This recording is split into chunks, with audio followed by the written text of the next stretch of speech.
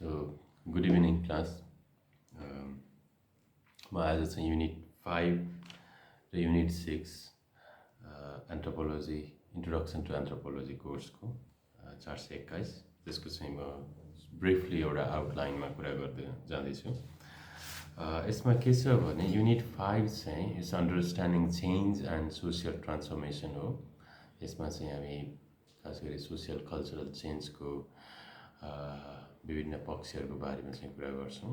र युनिट 6 चाहिँ it's about applied anthropology or application of anthropology.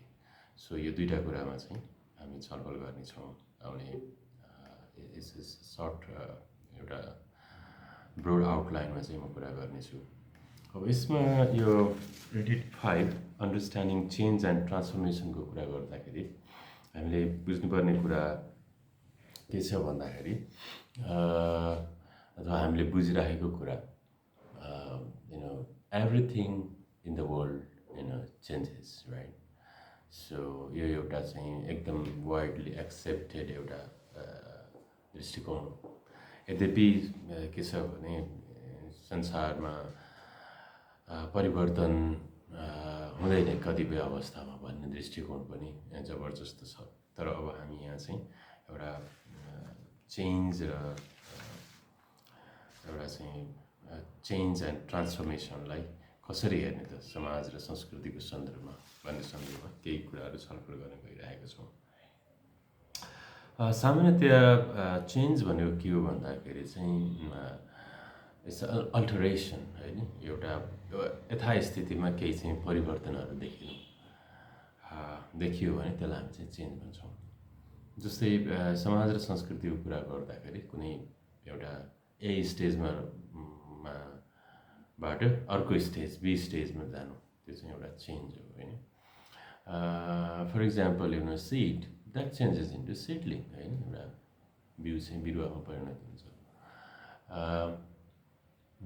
बिरुवा ठुलो रूपमा परिवर्तन हुन्छ। त्यस्तै our body go changes, the weather, the physical environment, the biological environment around us that go changes, right. So यो कुराहरूलाई के छ भने यो हामी एभ्रिवेयर वी क्यान सी। तर अब परिवर्तन एकदमै असाधारण तरिकाले तीव्र गतिमा भयो भने त्यसलाई हामी चाहिँ ट्रान्सफर्मेसन भन्छौँ। अब यस सन्दर्भमा चाहिँ के छ भने जस्तै अब इन्डिभिजुअल लेभलमा हामी के छ भने जस्तै बायोलोजिकल चेन्जको एउटा कुरा भयो भने सोसियल कल्चरल चेन्जेसको कुरा गर्दा खास गरी इन्डिभिजुअलको स्ट्याटस चेन्ज हुन्छ, right. For example once you get new job, get a new appointment, or you just get married, right? Married, then your status go change, right? त्यसरी चाहिँ हामीले हेर्नु पर्यो। सो कतिपय चाहिँ समाज स्ट्याटसको कुरा गर्दाखेरि जस्तै सामाजिक रूपमा स्वतः चाहिँ के छ भने you have changes in your status. For example होइन, अब हाम्रो चाहिँ समाजमा होइन एउटा मेम्बरहरूको स्ट्याटस चाहिँ एज अनुसार हाम्रो बदलिँदै जान्छ होइन। अनि सामाजिक सम्बन्धहरूको विकास हुँदै जाँदाखेरि हाम्रो सम्बन्ध पनि स्ट्याटस पनि बदलिँदै जान्छ। कतिपय अवस्थामा चाहिँ के छ भने you have to work, you have to gain skill, you have to contribute to society in a different way, that's why you change your status, right. So यसलाई हामी चाहिँ के छ भने एउटा एस्क्राइब तवरले, अर्को चाहिँ के छ भन्दाखेरि चाहिँ अचिभ्ड स्ट्याटस, अचिभ तरिकाले पनि हाम्रो चाहिँ स्ट्याटस चाहिँ बदलिन्छ, राइट। सो अर्को एउटा के छ भने जस्तै कुनै पनि सामाजिक अथवा सांस्कृतिक पक्ष जस्तै ए स्टेजबाट बीमा पुग्यो, यो status change from A to B, यो relation change from A to B, अथवा कुनै cultural norms, values, institution it change from A to B stage. अब एबाट बी अवस्थामा तत्कालै त जाँदैन होइन, अथवा विभिन्न तरिकाले जान सक्छ, त्यसमा डिफ्रेन्ट प्रोसेसहरू इन्भल्भ हुन सक्छन्। जस्तै एउटा चाहिँ अघि मैले भने जस्तै एउटा कुनै पनि वस्तुको सांस्कृतिक सामाजिक वस्तुको चाहिँ अवस्थाको एउटा आन्तरिक परिस्थितिले त्यो बदलिन्छ, त्यसलाई हामी इन्डोग्यामस भन्छौँ। चेन्ज भन्छौँ, कुनै चाहिँ एक्सटर्नल फ्याक्टरको कारणले चाहिँ समाज संस्कृतिहरूमा परिवर्तन आउँछ, द्याट इज कल्ड एक्सोजेनियस चेन्ज। जस्तै भनौँ अहिलेको हाम्रो सामाजिक सम्बन्ध सम्पर्कहरूमा परिवर्तनहरू आएको छ। So it's maybe basically technology mediates it. अहिले चाहिँ हामी स्ट्रिटमा हिँड्दा मान्छेहरूलाई चाहिँ सहजै भेट्दैन होइन, एउटै घरमा नजिकै छ भने पनि without calling it's hardly possible to meet any people, specially in the urban setting, right? त्यस्तो खालको चाहिँ हामी देख्छौँ। तर अब यो जुन चाहिँ ए टु बीमा जाने क्रम चाहिँ फेरि रोकिएको भन्ने चाहिँ होइन, यो चलिरहेको छ होइन, विभिन्न कारणले। अब यसमा चाहिँ के छ भन्दाखेरि अब कुनै अवस्था एबाट बीमा चाहिँ डाइरेक्टली चेन्ज हुन्छ भनेदेखि चेन्ज हुने एउटा कुरा हो, अथवा त्यसको इन्टरनल कारणले।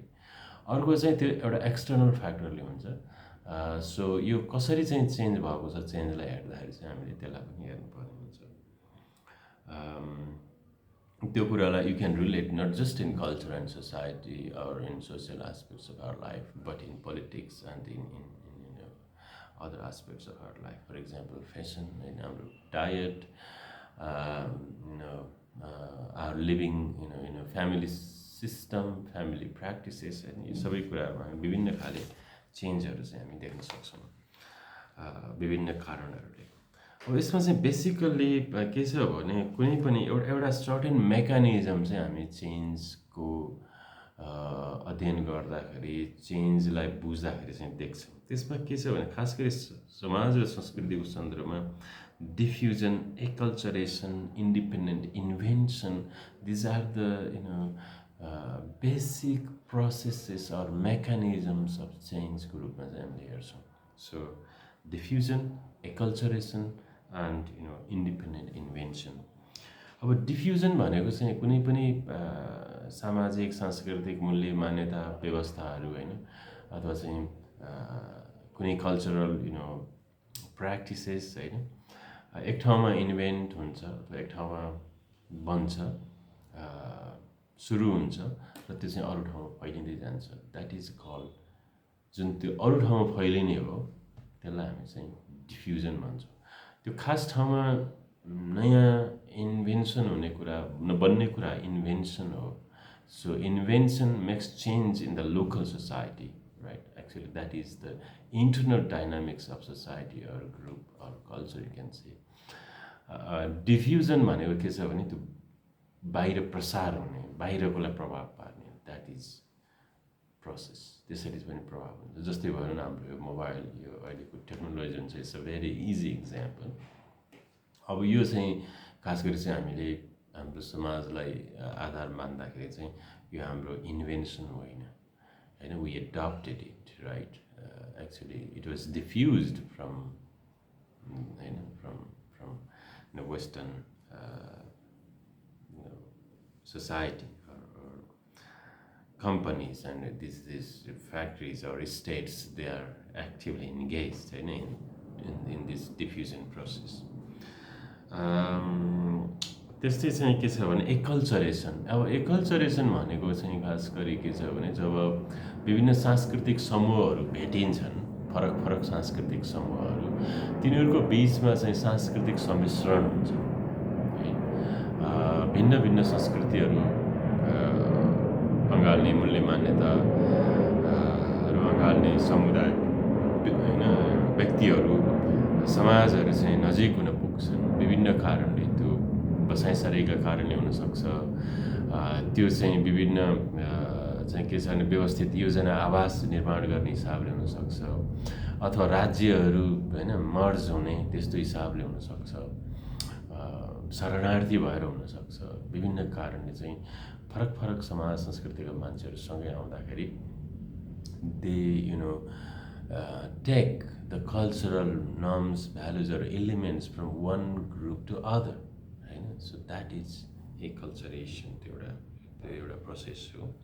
र अब मोटामोटी रूपमा भनौँ न, या त इन्टरनल इन्भेन्सनको कारणले या डिफ्युजनको कारणले या कल्चरेसनको कारणले जब यो चाहिँ समाज र संस्कृतिहरू परिवर्तन हुन्छन्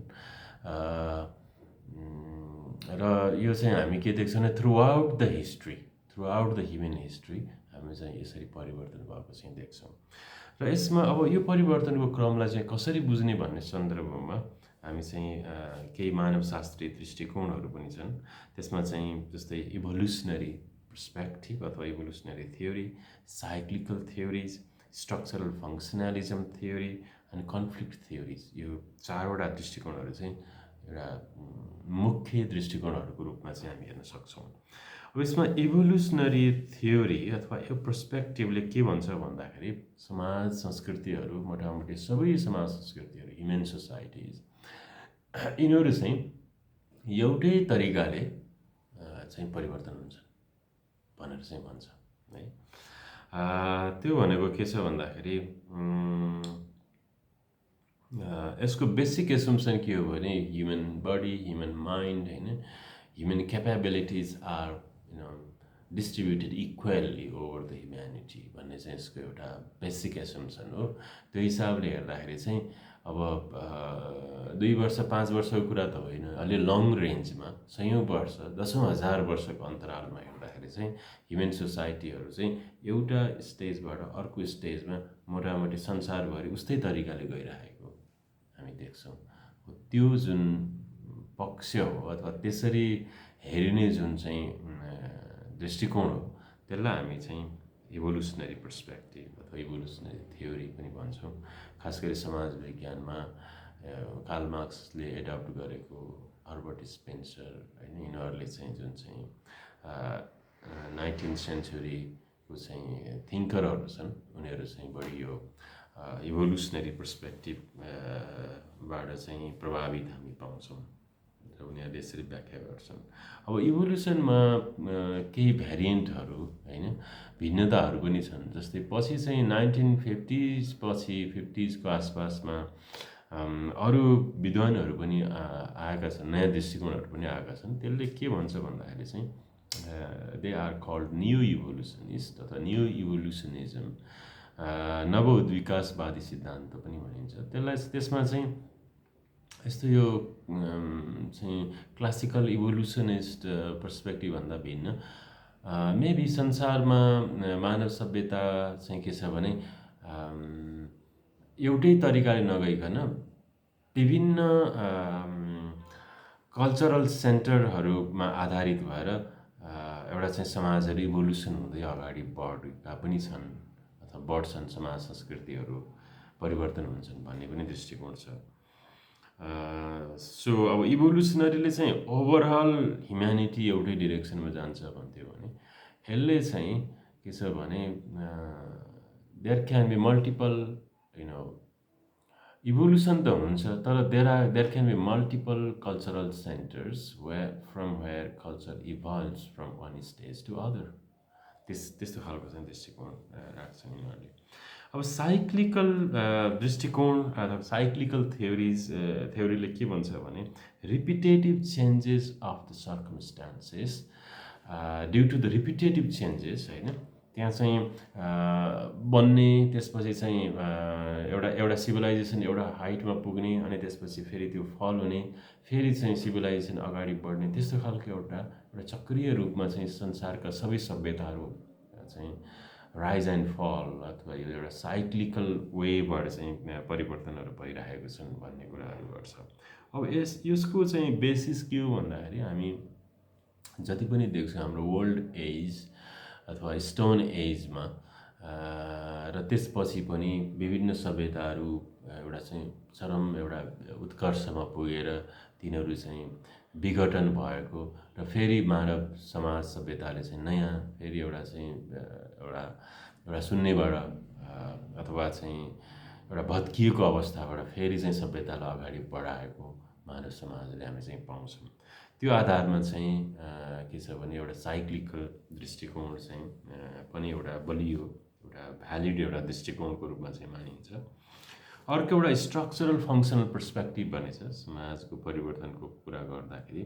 अब यो एउटा अलिकति अड खालको थियोरी भनेर भन्दा पनि हुन्छ from the perspective of change. यो थ्योरीले के छ भने समाजमा परिवर्तन वास्तवमा अप्ठ्यारो अवस्थामा हुन्छ। खास समाज संस्कृति चाहिँ के छ भने एउटा यथास्थितिमा रहने अवस्था हो। तर के हुन्छ भने के छ भने जब चेन्ज हुन्छ, चेन्जले एउटा दुष्परिणामहरू ल्याउँछ, अप्ठ्यारा स्थितिहरू ल्याउँछ। परिवर्तनले समाजमा अपिभल्सहरू, कन्फ्लिक्टहरू एउटा चाहिँ नि के छ भने इम्ब्यालेन्सेसहरू ल्याउँछ भन्ने चाहिँ यसको दृष्टिकोण हो। र भन्न खोजेको समाज र संस्कृतिको एउटा इन्हेरेन्ट नेचर चाहिँ के हो भन्दाखेरि they are integrated, different parts are integrated together and त्यस कारण चाहिँ चेन्ज नर्मल्ली हुँदैन है। यो एउटा स्ट्याटिक कन्सेप्ट भन्दा पनि हुन्छ। भन्न खोजेको चेन्ज चाहिँ हुन्छ तर चेन्जले डिस्टर्बेन्स ल्याउँछ। That's the point of structural functionalist है। अब यस्तो अवस्थामा के हुन्छ त समाजमा भन्दाखेरि चाहिँ जब कुनै चेन्जहरू आउँछ त्यसले चाहिँ एउटा समाजको सन्तुलनलाई बिगार्छ र त्यो बिग्रिएको सन्तुलनलाई फेरि एउटा चाहिँ एडप्ट गर्दै त्यसलाई एउटा सन्तुलनमा फेरि एउटा सन्तुलनमा ल्याएर त्यो एउटा समग्र समाजको पक्षले त्यसलाई एडप्ट गर्छ र फेरि समाज एउटा सन्तुलित अवस्थामा अगाडि बढ्छ हैन, अथवा एक्जिस्ट गर्छ भन्ने एउटा दृष्टिकोण हो। So it's more a static concept in terms of the change of the society. अर्को चाहिँ के छ भने जुन चाहिँ कन्फ्लिक्ट थ्योरी छ, अब यसले चाहिँ समाजमा परिवर्तन विभिन्न खाले द्वन्द्वहरूको कारणले हुन्छ भन्ने चाहिँ दृष्टिकोण मान्यता राख्छ।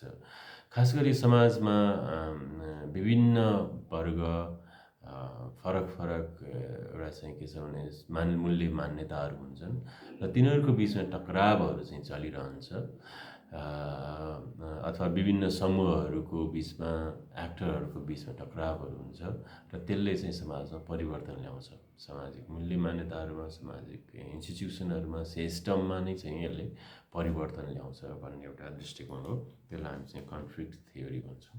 खास गरी चाहिँ यो मार्क्सिस्ट दृष्टिकोणबाट अथवा मार्क्सिस्ट पर्सपेक्टिभसँग जोडेर पनि हेरिन्छ कन्फ्लिक्टलाई। र अब चाहिँ के छ भने यो एउटा सैद्धान्तिक कुराहरू भयो, दृष्टिकोणहरू भयो, विभिन्न कसरी हेर्ने परिवर्तनलाई भन्ने सन्दर्भमा। त्यस्तै फ्याक्टर्स अफ सोसियल चेन्जको फ्याक्टरहरू के हुन् त भनेर चाहिँ पनि आइडेन्टिफाई गर्ने प्रचलन छ। त्यसमा चाहिँ तपाईँको इक्जाममा पनि आउँछ है।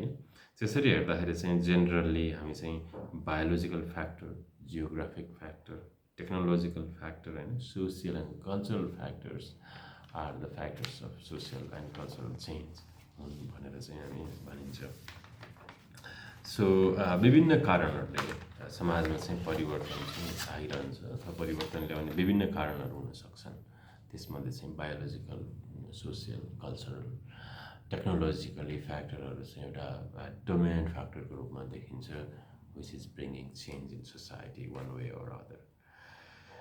सो मैले सोसियल चेन्ज एन्ड ट्रान्सफर्मेसनको सन्दर्भमा मैले छोटोमा यति नै भने। म अब छोटो एउटा डिस्क्रिप्सन चाहिँ युनिट 6 को एप्लाइड एन्थ्रोपोलोजी अथवा एप्लिकेसन अफ एन्थ्रोपोलोजीको बारेमा चाहिँ कुरा गर्दैछु। अब यहाँनिर चाहिँ के छ भने जब हामी एन्थ्रोपोलोजीको एप्लिकेसनको कुरा गर्छौँ, समाजमा हाम्रो चाहिँ सामाजिक समस्याहरूको समाधान गर्नको लागि एन्थ्रोपोलोजी विषय चाहिँ कसरी एप्लिकेबल हुनसक्छ त भन्ने कुरा हो। अब यसमा चाहिँ हामीले अब पहिलो कुरा त्यो शास्त्र नै कस्तो भन्ने कुरालाई फेरि एकचोटि हामीले रिभिजिट गर्नुपर्ने हुन्छ र त्यसपछि चाहिँ कसरी प्रयोग भएको छ, कसरी प्र्याक्टिसमा चाहिँ आएको छ भन्ने कुराको एउटा सानो चाहिँ झलक यहाँहरूको बिचमा चाहिँ राख्न चाहन्छु। सो मानवशास्त्र चाहिँ अब हामी यसलाई चाहिँ 4 फिल्ड्स अफ एन्थ्रोपोलोजी भनेर भन्छौँ एन्थ्रोपोलोजीको होइन।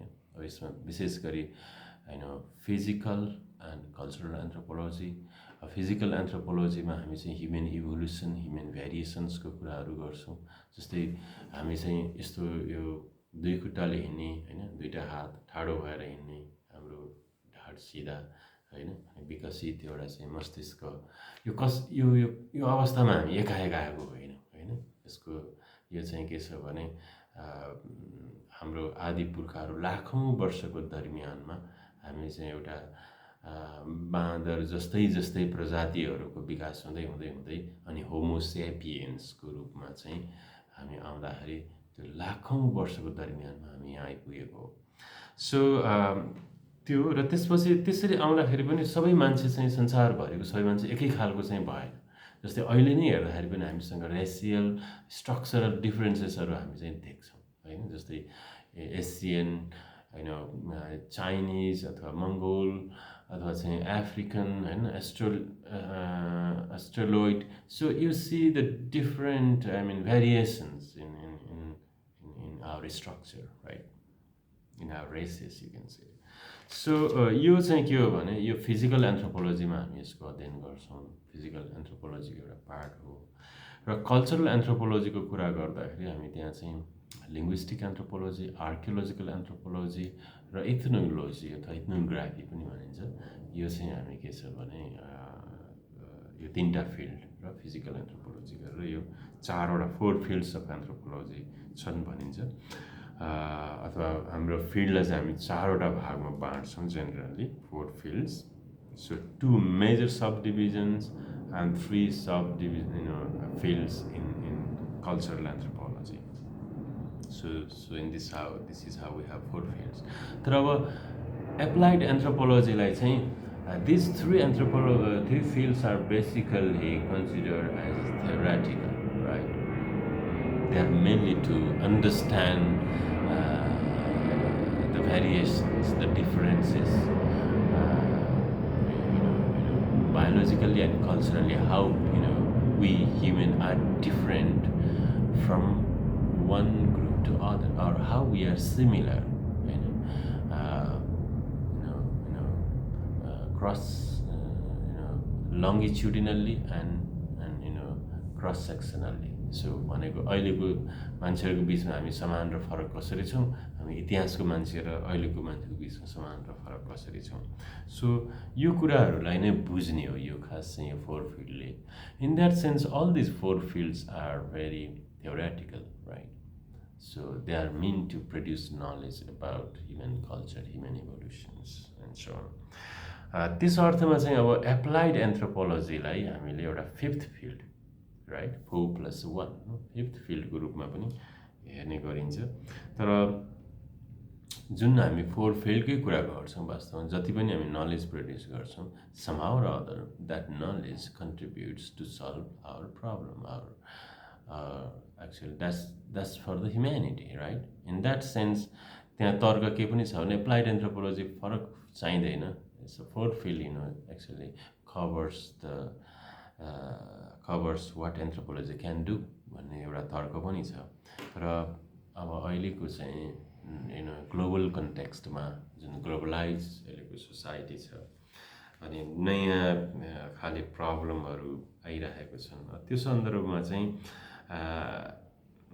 Anthropology can contribute as an applied science right भन्ने पनि एउटा दृष्टिकोण छ।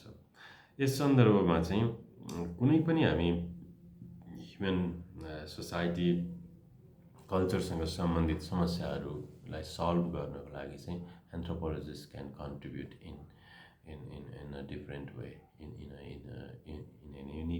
इन अ युनिक वे भन्ने चाहिँ त्यो खालको एउटा दृष्टिकोण छ। त्यो सेन्समा चाहिँ हामी एउटा एप्लाइड एन्थ्रोपोलोजी अथवा एन्थ्रोपोलोजीको कसरी एप्लाई गर्ने त भन्ने कुराहरू चाहिँ गरिरहेको छौँ। त्यसलाई चाहिँ एउटा प्र्याक्टिसिङ एन्थ्रोपोलोजी पनि भनिन्छ है। अब यसमा चाहिँ प्र्याक्टिसिङ एन्थ्रोपोलोजीको हिसाबले हेर्दाखेरि हामी चाहिँ where we can involve in the practical field or aspect of our life as an anthropologist.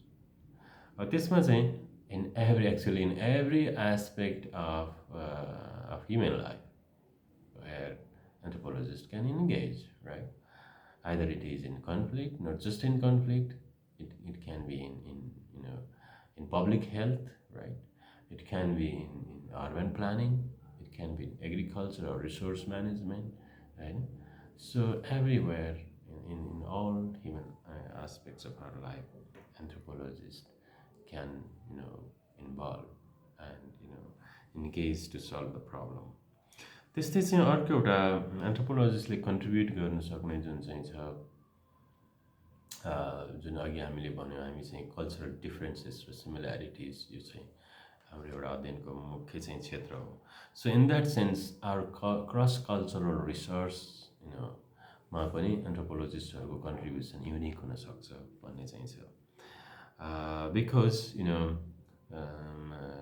अहिलेको कन्टेक्स्टमा हाम्रो जुन चाहिँ एउटा ग्लोबलाइज सोसाइटी छ त्यसमा technology the innovations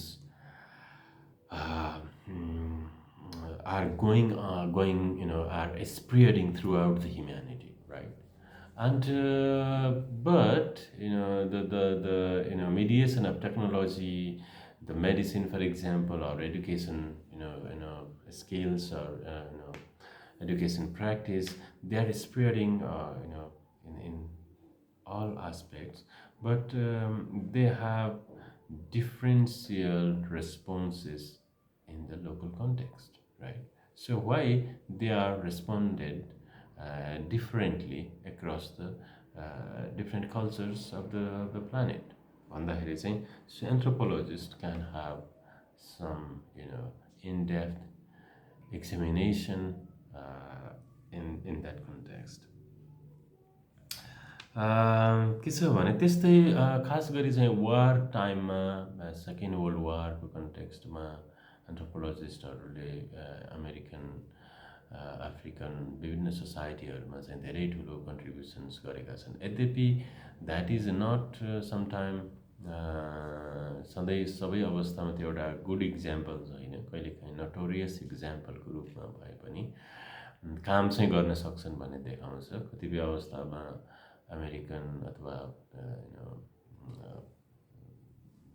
European western फोर्सेसहरूको स्पाईको रूपमा चाहिँ अरू संस्कृतिको मान्छेहरूको कुराहरू बुझ्ने र त्यसलाई एउटा स्ट्राटेजिक पर्पसको लागि चाहिँ उपलब्ध गराउने काममा चाहिँ एन्थ्रोपोलोजिस्टहरू धेरै स्मार्ट देखिए. सो त्यो चाहिँ एउटा त्यति मैले त्यस कारणले नटोरियस इक्जाम्पल भने, किनभने it's related to war, conflict and killing and violence. तर के छ भने I mean it shows the significance, right? In the very conflict and in the very critical zone, anthropologists can engage as cultural mediator, as community mobilizer, right? So त्यस्तो खालको चाहिँ हामी पाउँछौँ. त्यस्तै अब अहिलेको सन्दर्भमा चाहिँ खास गरी रिसोर्स म्यानेजमेन्टको कुराहरू, इनोभेसनलाई एडप्ट गर्ने सन्दर्भमा अनि कम्युनिटी र सोसियल प्रब्लम र कन्फ्लिक्टहरूमा पनि एन्थ्रोपोलोजिस्टहरूको इन्भल्भमेन्ट चाहिँ धेरै नै इफेक्टिभ देखिएको हामी चाहिँ पाउँछौँ. र खास गरी चाहिँ अहिलेको डेभलपमेन्टको सन्दर्भमा जुन चाहिँ यो डेभलपमेन्टको डिस्कोर्स चाहिँ विगत 40-50 60-70 वर्षदेखि नै त्यो चलिराखेको छ. यो सन्दर्भमा चाहिँ anthropologist are becoming much more smart and effective, to understand the local context in terms of the development project, either it is a road, bridge, hydropower, park, or conservation or resource management projects, or any other health or other social projects. त्यो सन्दर्भमा चाहिँ local कन्टेक्स्टलाई बुझ्न, पिपुलको भ्युजहरू, पिपुलको दृष्टिकोणहरू, कुनै पनि innovation र चेन्जसँग उनीहरूको चाहिँ विचारहरू र त्यो चाहिँ कुन हदमा इन्टरेक्ट गर्न सक्छ, कम्प्याटिबल हुन्छ हुँदैन भन्ने कुराहरू बुझ्न पनि एन्थ्रोपोलोजिकल नलेजले धेरै काम गरेको छ. र especially in the development field anthropologist are highly engaged in terms of research, in terms of project evaluation, and also in terms of community mobilizer and development workers. त्यो रूपमा पनि हामी एन्थ्रोपोलोजिस्टहरूले काम गरेको चाहिँ पाउँछौँ. Beside this, योभन्दा बाहिर, even in art, for example in cinema, in performance, होइन आइटी म्यानेजमेन्ट यो फिल्डहरूमा पनि एन्थ्रोपोलोजिस्टहरूले काम गर्न सक्छन्, गरेको हामी पाउँछौँ र they have very unique contributions भएको पनि हामी चाहिँ पाउन सक्छौँ। यस खास गरी चाहिँ एप्लाइड एन्थ्रोपोलोजी अथवा एप्लिकेसन अफ एन्थ्रोपोलोजीको कुरा गर्दाखेरि चाहिँ मोटामोटी रूपमा हामी यिनै कुराहरू चाहिँ भन्न सक्छौँ। तपाईँहरूले चाहिँ आफ्नो टेक्स्ट बुकहरू हेर्नु होला र 5 र 6 युनिटको जुन चाहिँ 5th-मा मैले कल्चरल चेन्ज एन्ड ट्रान्सफर्मेसनको कुरा गरेँ र 6th-मा चाहिँ एप्लाइड एन्थ्रोपोलोजी अथवा एप्लिकेसन अफ एन्थ्रोपोलोजीको कुरा गरेँ। यसमा केही कुराहरू बाँकी रह्यो भनेदेखि चाहिँ you can consult your reference materials or write me email, or you have WhatsApp and Viber, so just ask me at any time you find necessary. Thank you so much.